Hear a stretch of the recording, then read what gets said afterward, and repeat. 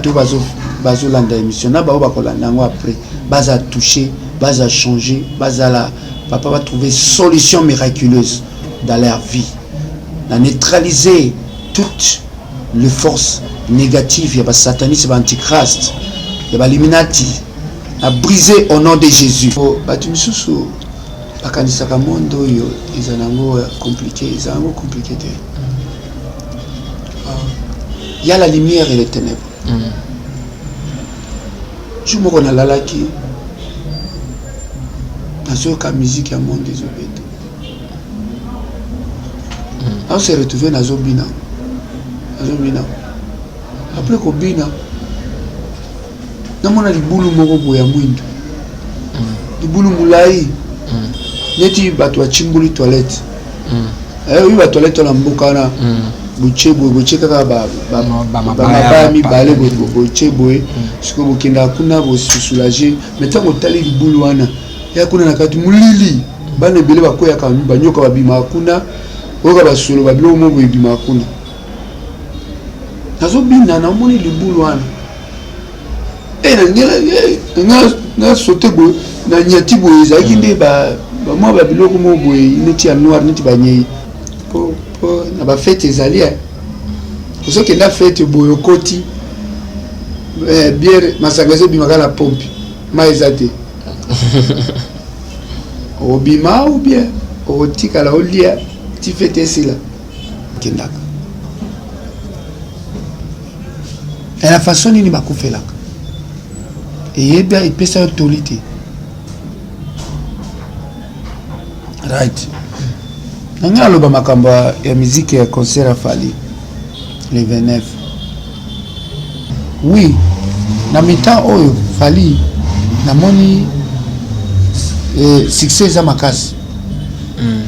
And ba utiliser kaka nini nzela ya mai po ba koma na niveau likolo ya Fali ya nini oyo mususu amelaki rigorodo avant oyo mususu peut-être ameli nyoka maintenant on a tali baolo bafali aigle aigle ya ndenge nini parce qu'il y a seulement un seul aigle.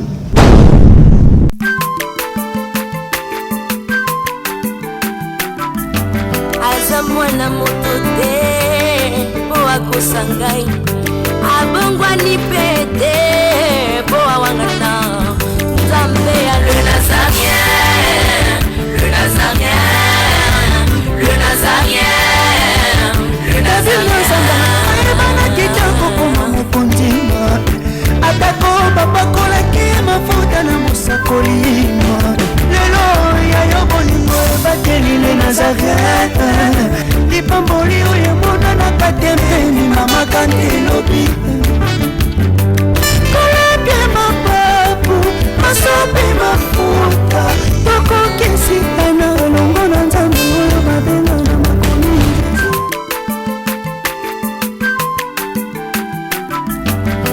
le mwana moto te po akosangai abongwa ni pete po awangana. Nzambe ya le Nazarien, le Nazarien, le Nazarien. Ifada. Thank you, Father, cher ami fidèle. Balandinyo sont toujours. Bonsoir, Kalibako, qu'on a vu sur la chaîne Abino Yali Nazarien TV, dans le cadre émission Abino Table 5, vous a présenté par votre humble serviteur Dadi Moukoya. Je dis un grand merci l'équipe Yali Nazarien TV, un grand merci à l'enservant dédié Maman Tiffany Moukoya pour la confiance au PC. Je dis un grand merci dans celui qu'on appelle notre caméraman Alpha Oadana Sima Oro Salapenda, Image Kitoko. Lelo Table 5 dans un moko ya ba prophète ya moko na biso prophète Ali.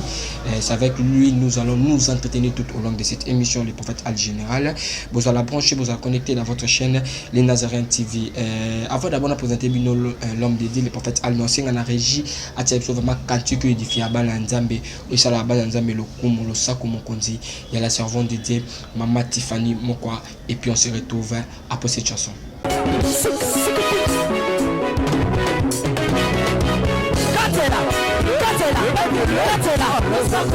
Allez, Katela.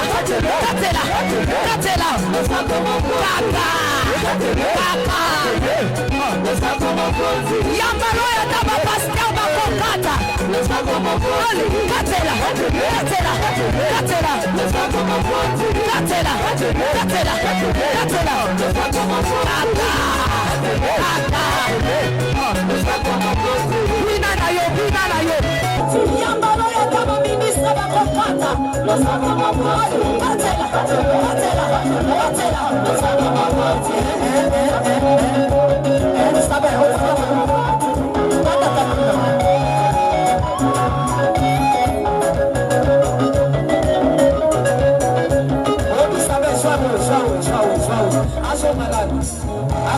Eli. Okay, toka ngola.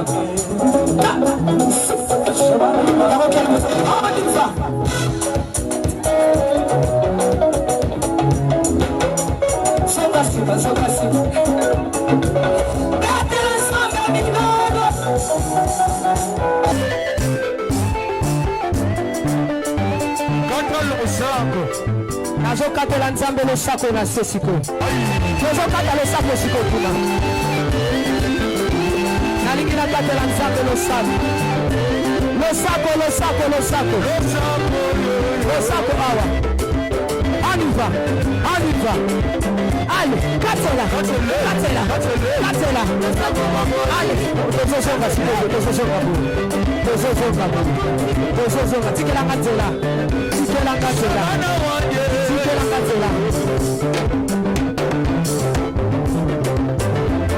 Nazosonga, s'il vous plaît, tikatela. Yoka. Olingi lipal. Olingi kopot. Olingi mosala. Kona nini?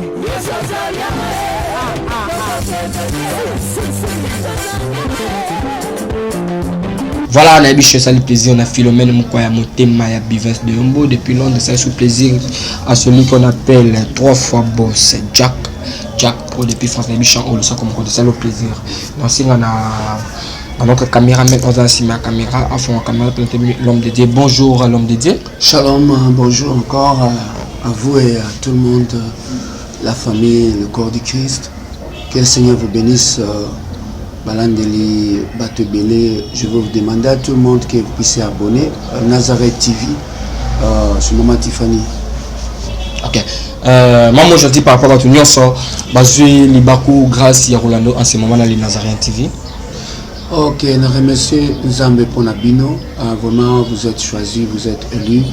La Bible dit personne ne vient chez moi, personne ne m'écoutera sans que le Père abendaye. Jésus a lobby un jour, personne ne viendra chez moi. Personne ne peut m'écouter. Personne ne peut me suivre. Si le Seigneur, le Saint-Esprit ne t'a pas convaincu. Son ami-temps, Saint-Esprit azali awa. Vous avez battu avec le bakuna et kaka par hasard. Il y a kanisi par hasard. Dans ce monde ici, il n'y a rien par hasard. C'est les bakuna ya kolanda émission ezaki ndenzamba linya solo na yo masolo moko boye eza personnel tala nzamba za muta privé ya wana lobi soki lingo prier kota na chambre po ye aza muto ya privé tangu makambo na yo na ye foko solo la alingaka te azala mbrie na ba voisin azala mbrie na bandeko na yo alingaka yo na ye bozala mais ceux qui ont manifesté à bénir kayo manifestant en public parce que ça Nzambe il faut acha moi vanta voilà qui sake bolamuna et voilà ici la raté. OK, voilà l'homme de Dieu habitude commence par la prière avant d'abord de la message d'Abisso. On peut pas commencer cette émission surtout quand on a beaucoup Nzambe prière moi quelques minutes par rapport à abonné au bon d'Abisso en ce moment. Amen. Toute chose commence par la prière, termine par la prière. Père Céleste, au nom puissant de Jésus-Christ de Nazareth, Papa, tout le qui t'ici bifo na Nicolas du bonson na yo. Te remercie pour un moment où tu es le Alpha et l'Oméga, le beginning and the end, le King immortel, El Shaddai Adonai. Papa, tu pécieux le kumu parce que aux amours te akokani na yo na montant où na moment où et puis akotika la kokana na yo. Papa yonde tangu Yesu akufaki après 3 jours séquissé bakufeli papa utiki tombeau vide tu es élevé papa na montant où papa na tiki émission na maboko na yo tika été balande linyoso bato nyonso bazoyoka le corps de Christ nyonso papa baza édifié tika ete baproblème ya motu nyonso bazali kopasser batemps difficile bazali kokende batemps difficile papa échanger. Je prie que papa après cette émission na bato bazolanda émission na bao bakolanda yango après baza toucher baza changer bazala papa va trouver solution miraculeuse dans leur vie na neutraliser toutes les forces négatives ya ba satanisme ba antichrist ya ba illuminati a briser au nom de Jésus. O nyonso eza ya bandoki o nyonso eza na kati ya mabele balonaki contre cette émission, contre cameraman, contre journaliste, contre bavina bango na brisant au nom de Jésus. O nyonso ba tchaki pona mutu nyonso azo suivre papa émission et tant que prophète de Dieu na dégager ba missile ya Nzambe na buki ba hôtel à Satan na buki nyonso na bouger nyonso o ezaya Satan na vie na bango na ningisi ba prison place ba tchaki bango na libérer bango papa malade nyonso za na corps na bango na déclarer au nom de Jésus-Christ sois guéri et sors you malade au nom de Jésus-Christ de Nazareth. Papa na déclaré kimia Nzambe zala awa sagesse Nzambe tambola na kati na biso nom de Jésus. Amen. Amen. OK, voilà l'homme de Dieu to compte d'abord le message où il nango dans mon colère parce que vous avez l'homme de révélation. Tu as un message au même biso en ce moment. L'homme de Dieu, ça vraiment passé pour batumisusu bakanisa ka mondo yo ezanango compliqué, ezango compliqué. Il y a la lumière et les ténèbres. Je me connais là qui dans ce musique à monde des obétés. On s'est retrouvé dans Zobina. Après Kobina, on a dit boulou moko boya mwindo. Di boulou moulai. Neti batwa chimbuli toilette. Oui ba toilette la mboka na. Boche kaka ba mi balé boche boye. Siko bokenda kuna bo soulager. Maintenant on tali di boulou wana. Ya kuna na kati mulili. Bana bele bakoya ka banyoka babima kuna. Oka basolo babilo mo bima kuna. Nazo bina na moni libulu wana. Na sauté bo na nyati bo ezaki nde ba mo babilo ko mo bo neti ya noir neti ba nyei. Ah, na lo bi eloko nini abeti bo. Tena stoke. Ala mkaboy na mona na yo kaka eza musique ba ko aza bazo beta penza makasi. C'est là ba moy. Le Seigneur m'a dit, la foi vient de ce qu'on entend. Ce qu'on entend de la parole de Dieu. Et le cognon so yo kaka. Mato yo, ezalaka porte aux fenêtres ya molimo na yo. Nyoso zo yo oda olali ou bien olamuki. Na ta Ancien Testament, un prêtre de Dieu, oazo ke ndoko sala ba sacrifice liboso nzambe. Ba tiela kaye mutu moko boya ko telema azotangele la parole de Dieu ti jour à sacrifice na ye kokende osala sacrifice na kati ya temple ya Nzambe pona nini pour le temps que mutu alali molimo na ye elalite. Alléluia. Molimo na ye elalite. So bien aimé tango zoyoka la foi vient de ce qu'on entend. Prêtre wana zoyoka tango kolamuka molimo na ye za disposé pour le Seigneur, disposé pour akutana na Nzambe na kati ya temple ya Nzambe dans le lieu le plus saint. Le lieu le plus saint, n'importe qui n'entre pas là-bas. So, étant que biso basala Nzambe, qu'est-ce que la révélation? Et là on into kikyo jouer là pour. Nando toana déjà Nzambe ayebisinga. J'entends le Seigneur me dire que au moni molimo na yo, il faut ezala toujours honorer la parole de Dieu. Et là, on a ce pesango et zozoango. Et ça m'a bé et ça l'a bien. Dans la foi bien de ce qu'on entend. C'est fait ceux qui n'a zoyo ka musique à monde. Musique à monde de paix. N'a pas na foi il y a musique à monde et une musique à monde produira foi et produira divorce et produira mawa et produira ozongela bazunga kala. Bazunga kala ba ex na yo. Oyo ko sala kinduma la kati ya mariage. Et ebele moi na que pasteur moi lobby frère ce que observe ce que bala paye oko souffre alinga ka patwa la mingi wa pasteur la lobby bien na ko chaba kombo te boya sala te bazo sala bango ba promotion na sa biloko na ti alors qu'il est au mot très fort na ko bon mon ka terme que mais ça m'a dit beaucoup pour ce qu'on comprendre le balobaki ce que yebi un peu ce exemple ozoka musique a fali na ndako na yo ozoka musique a wera ozoka musique ya jibem piana ozoka musique a kofi ozoka musique ya nani ya JDT ozoka musique ya nani ya nini ya monde ya mini ya profane ok lobe okuta na kati ya boîte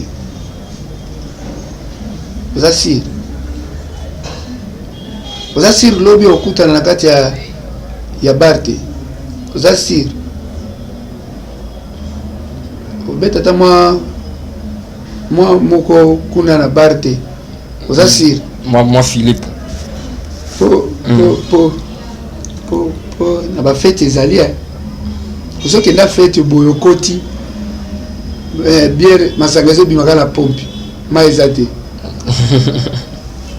obima ou bien otikala olia ti fête esila po ma ezate mai na bango eza bien yo melaka te.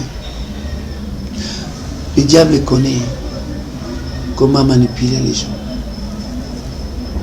Message nanga ezali côté musique profane. Et ça musique nyonso te il faut yoka.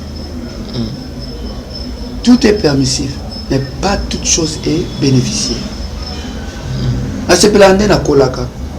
Et pas la biso soko beti musique profane. Ba koute ba sera ba cassette. Famille ba roya ba bouki yango ba boîte yango. Oko beta la musique chrétienne. La famille a bongo za sauter. Ils avaient sauté. Ah, et comme la démocratie. Ce qu'on veut, c'est surtout que musique et un monde et ça m'a dit. Bien aimé. Tout est dans Daniel chapitre 3, verset 5. Et le dit, en anglais, dans that at what time you hear the sound of the cornet, flute, harps, saput, psalterite, dulcimer, and all kind of music, you fall down and worship the golden image that Nebuchadnezzar the king is set. Bible ezoloba la temps ya Shadrach, Meshach and Abnego. Bataille ba Daniel. Et dans Daniel chapitre 3 verset 1 otangi tina suka. Alors il veut que les trois hébreux ba boakana na kati ya moto likolo ya nini kaka eloko moko ba boyi kufukamela. Les démons d'or, les statues d'or. Qu'est-ce que les statues d'or représentent? L'argent. La musique avant le roi le baki bien à Boutenaneza. Alors bi, son qui boyo qui musique, boyo qui ba son, boyo qui ba harps. Il y a bien aimé, yokanga bien. Na Israël, ba beta kanzam banzembo oyo. Et comme Saranani, Zam. Amen. Bien aimé, yokanga bien. Na Israël. Babeta Rabanzembo. Oyo, et comme Saranani, Zam. Zam. Voilà. Na tawana, na évité siko. Mais na tawana, les aguis israéliens, nous, ces amis, les ont représentés nini. Église. Corps du Christ. Ceux qui te rebenga Israël, na tawana. Ezaki ba Moïse ba prophète bazaki wana ba pasteur ba nani bazaki wana bazo kambanini le camp de Dieu, l'armée de Dieu. C'est kuna ezaki bo santo arke ezaki kuna ezaki ki église na église. Mais na côté misusu neti Babylone, na côté misusu neti bamboka misusu ezaki Satan. Par le sambela te c'est que tant Israël akendaki Babylone akendaki wapi akenda na monde sikoyo akenda na monde ya ba païen akenda okutana na ba païen bato baza na ba boîte baza banini na monde wana ba beta musique ya Nzambe bango ba babylonien bazali bato basambela bikeku bazalaki bato oyo baza bademo bafukemela bademo babenga bato bakufa milimo bakoko eya kosauve baproblème na bango. Yo nani yo uti église ya Israël oya koya awa okonza pa statut na biso te nazolia epa na biso orolala epa na biso. Vous êtes et voulez-vous investir à Kinshasa? Voulez-vous réjouir de vos business? L'opportunité à ne pas rater. Toronto City VIP à Maluku, un des meilleurs endroits pour résider ou implanter votre business. À quelques minutes du fleuve Congo, le fleuve de nos ancêtres, juste en face de la zone économique spéciale qui est le quartier commercial et industriel de Maluku. Waouh! Non loin du centre de ville Maluku, un quartier en pleine expansion, à quelques mètres du Macadam. Toronto City vous propose un terrain de 20 mètres sur 20 avec des bornes cadastrales. Sur un site accessible, urbanisé, avec espace de jeu, espace vert, magasin, centre médical, marché, etc. Je vous appelle, venez nombrer et acheter. Donc, je voulais juste faire l'appel à nos frères de la diaspora, de partout où vous êtes, en Afrique, en Amérique, à l'Océanie, à l'Europe, en Asie, pour venir acheter les terrains que nous sommes juste en train de morceler. Vous allez bien voir qu'il y a des bornes, il y a même les travaux qui sont juste en train d'effectuer. Donc le terrain est bel et bien assuré. Il y a l'eau non loin de nous, vous allez voir, derrière moi c'est la régie des eaux. De l'autre côté c'est le société Vodacom. Et devant moi c'est juste World Vision. Là où Vision Mondiale sont juste en train aussi à un projet de construire les maisons pour ces travailleurs. Donc voilà, nous sommes ici à Maluku. C'est déjà un endroit habitable. Et les quartiers, comme vous allez voir de l'autre côté, c'est déjà habitable. Il y a déjà les gens et c'est non loin parmi les autres cités que vous connaissez déjà. Donc je suis très fier de vous présenter ces produits qui n'est rien d'autre que, oui, nous achetons les voitures, nous achetons tout ce que nous pouvons avoir. Mais avoir une parcelle, c'est vraiment une très bonne chose.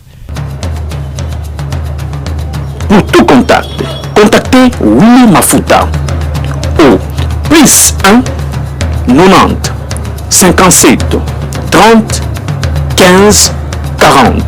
Toronto City, waouh, les 4 qui nous réservent l'avenir de demain. Vive le Congo, vive Kinshasa. Mais aujourd'hui, on a été koyoka la musique na biso et faut fuka mela kwa. Et ce révélation les années. Roi wana go or wana ils ont représenté mbongo. Mbongo. Ça va se wana bazali na mbongo dollar tolo ba dollar. Enene balobi avant jouer dollar wana. Tango yoki ba musique ya mondo ndoko kiko zwa nini dollar ko fuka mela kango. Tango fuka mela ngo ko ba promotion ko vanini mais so fuka mela ngo okene nini na kati ya finance de feu. Banana misatu ba hébreu. La Bible dit hébreu. Jésus était quoi? Jésus était hébreu. Banana misatu ba hébreu. Ba boy ko fuka mela. Ba bi la kanina matoi. Ba boy pe na koyoka ba musique wana. De batu batali. Ba bi viens. Yo, oyebisa biso nyo fuka mela ba musique ina avec to so ba musique na ba statue to fuka mela mbongo wana. Ba Freemason, ba Illuminati, ba nani nyoso ba fukameli bien aimé yoka révélation. Mais yoke musala wana yonde mu Christ. Nalo ba bato apotre. Ba nyokola. Ba ko oppressé yo. Ba ko sala bisala sa.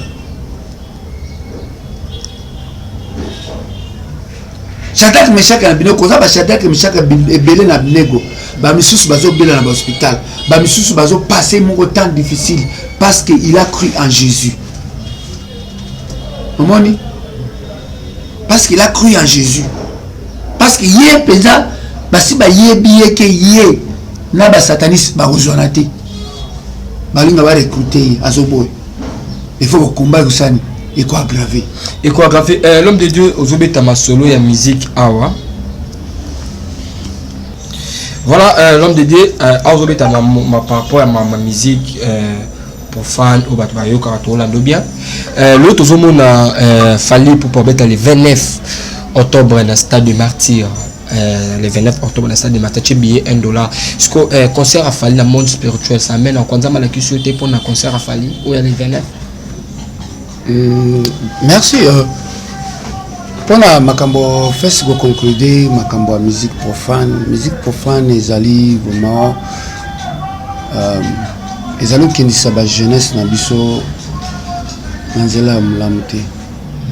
Nous ceux qui n'ont l'andeli en bien, moi tout ça la basambla, biso va pasteur, biso va sali. Mais la vérité, la Bible dit tu connaîtras la vérité t'affranchira. Oh Daniel Meshach en Abnego, ba Sibiraki. Parce que bayoka ki musique wana bazali na kati ya boîte bazali na kati ya bar bayoka ki musique wana balobi te bango ba bina ngote bango ba usala biloko wana te bango ba usala nini ba konza nzambe na bango wana tango ba okini musique profane. Est-ce que boyebi bato wana ba parti basala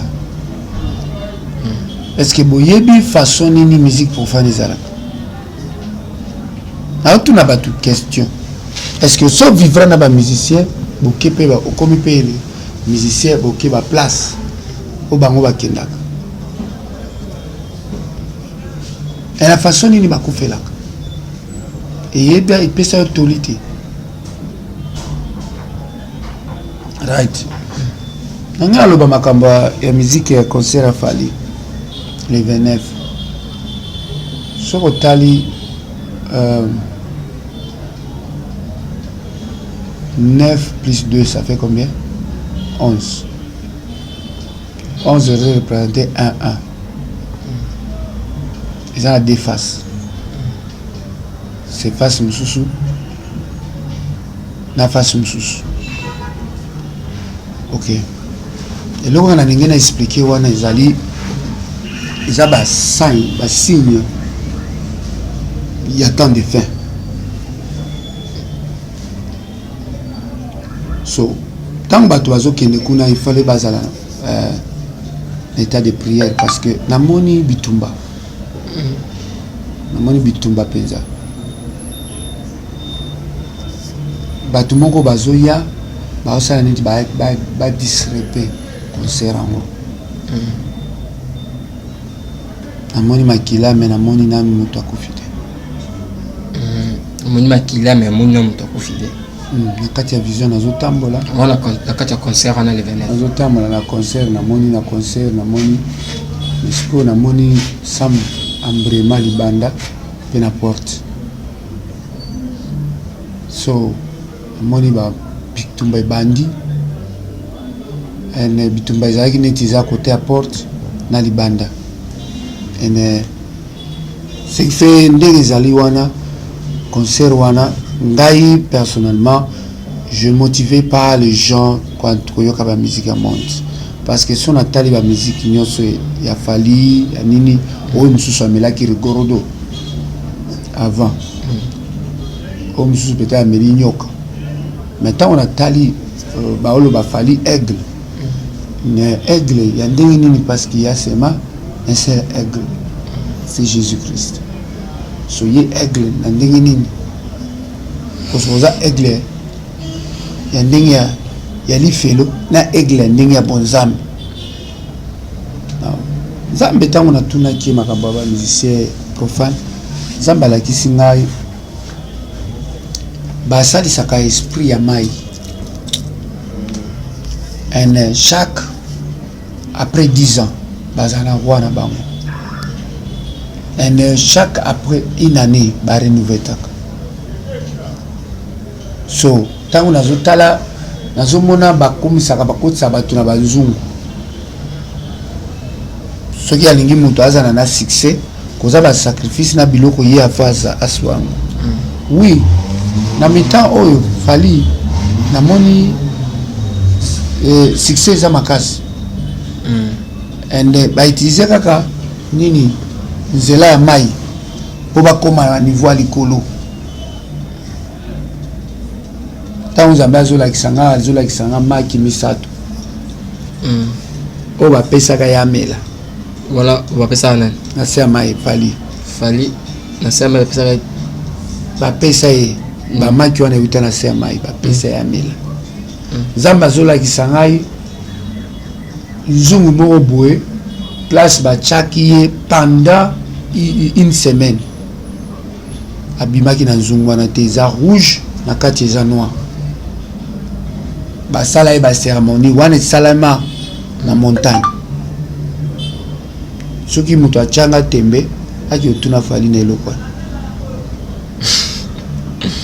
nazoloba parceke nayebi nazokota nde naza boye naokota na molimo nde naza boye na direct na molimo nazoloba eloko ezoleka elekaki mpe sikoyo wana bato wana bazocentoure wana balati noir na rouge so omoni wenge baokosala compétition na wenge yo omoni wenge ke ekoka peut-être fali te wenge c'est parce que temps na bango ya nini ya 10 ans bango kutu bamisusu basalaka c'est basala plus de 20 ans mais 10 ans na bango ya bacontrat ya moko na moko esili expira ata soki balingi barenouve te fo bazela roi oyo banominaki alongwa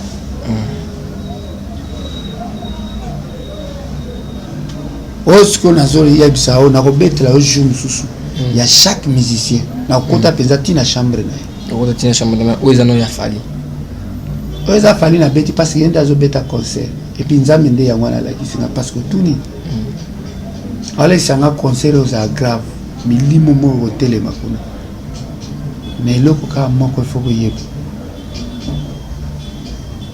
ça c'est pas de Dieu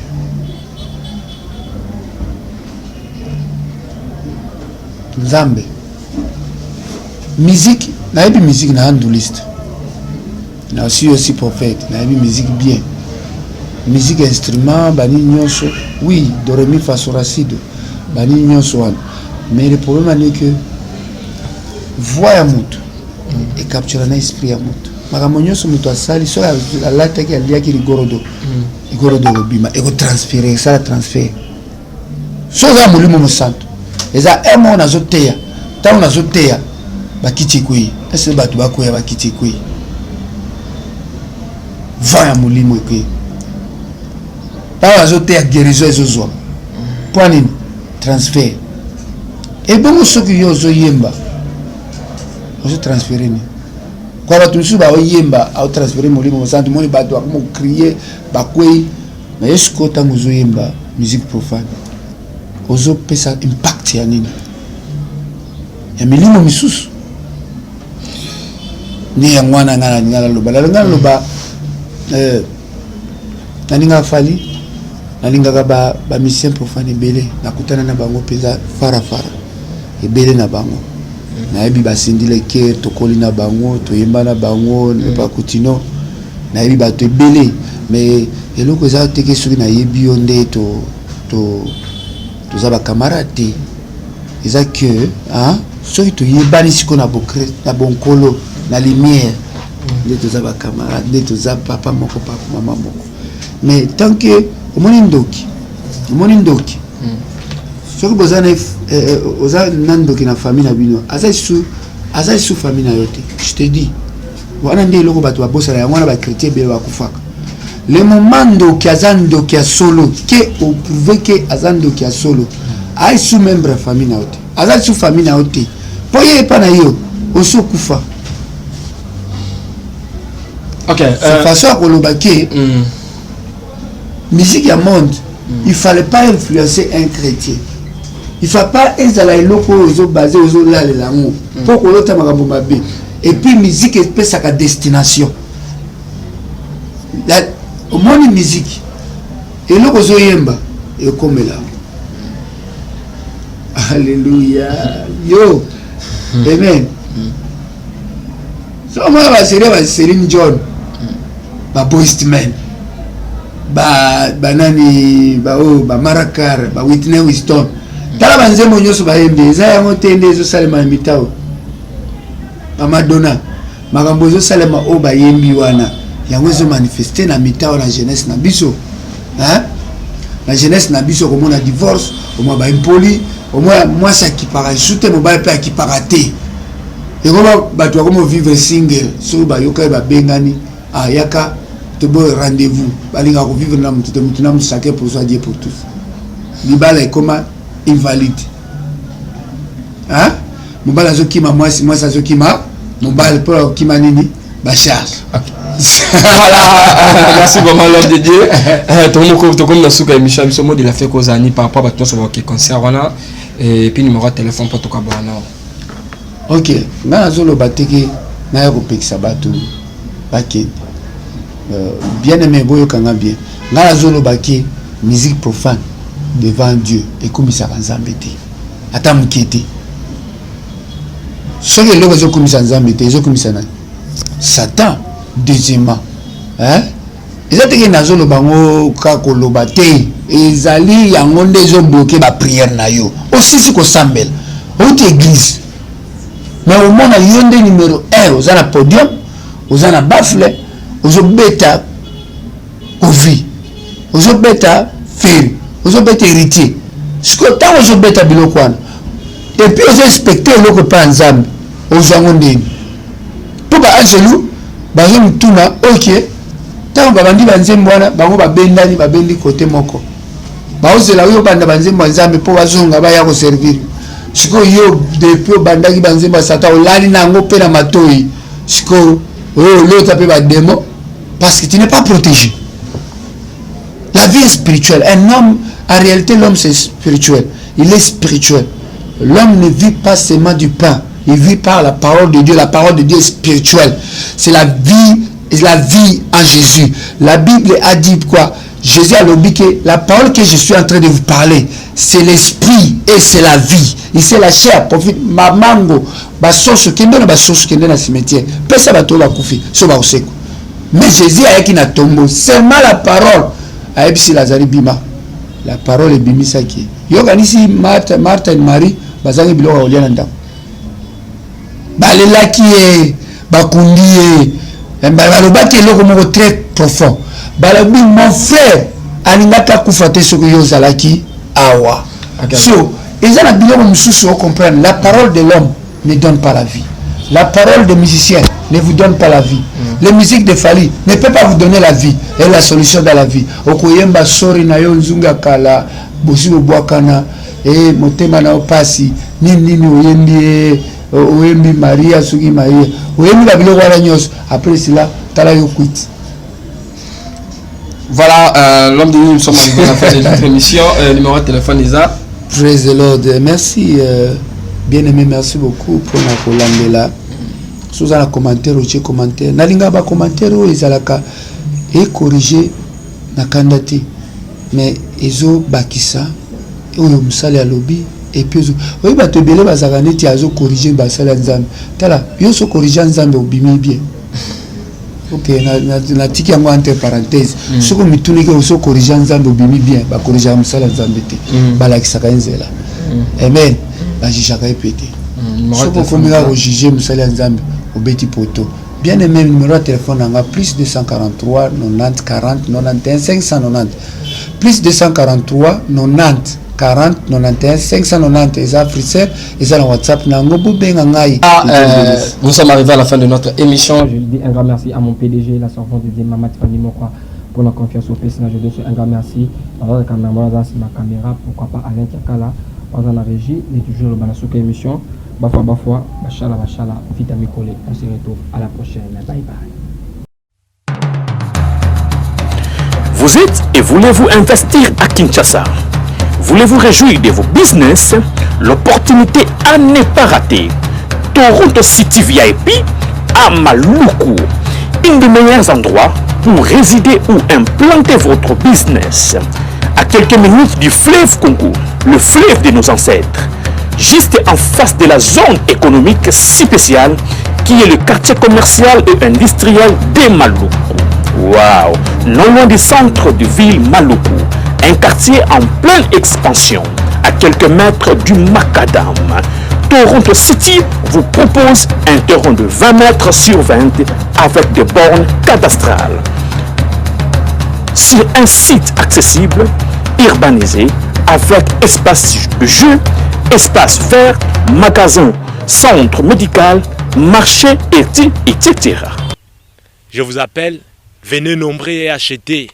Donc, je voulais juste faire l'appel à nos frères de la diaspora, de partout où vous êtes, en Afrique, en Amérique, à l'Océanie, à l'Europe, en Asie, pour venir acheter les terrains que nous sommes juste en train de morceler. Vous allez bien voir qu'il y a des bornes, il y a même les travaux qui sont juste en train d'effectuer. Donc le terrain est bel et bien assuré. Il y a l'eau non loin de nous, vous allez voir, derrière moi c'est la régie des eaux. De l'autre côté c'est le société Vodacom. De Vodacom. Et devant moi c'est juste World Vision. Là où Vision Mondiale sont juste en train aussi à un projet de construire les maisons pour ces travailleurs. Donc voilà, nous sommes ici à Maluku. C'est déjà un endroit habitable. Les quartiers, comme vous allez voir de l'autre côté, c'est déjà habitable. Il y a déjà les gens et c'est non loin parmi les autres cités que vous connaissez déjà. Donc je suis très fier de vous présenter ces produits qui n'est rien d'autre que, oui, nous achetons les voitures, nous achetons tout ce que nous pouvons avoir. Mais avoir une parcelle, c'est vraiment une très bonne chose.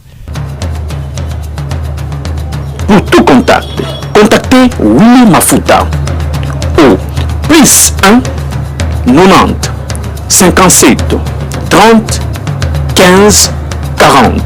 Toronto City, waouh, les 4 qui nous réservent l'avenir de demain. Vive le Congo, vive Kinshasa. Azamwana motote boa kosangai abongwani pete boa wangana Nzambe ya le Nazarien, le Nazarien, le Nazarien, le Nazarien. Bana kitoko koma mukundima atako babakola ki mafuta na musakolima lelo ya yobolingo bateli le Nazareth lipamboli oyo mona na katempeni mama kandelobi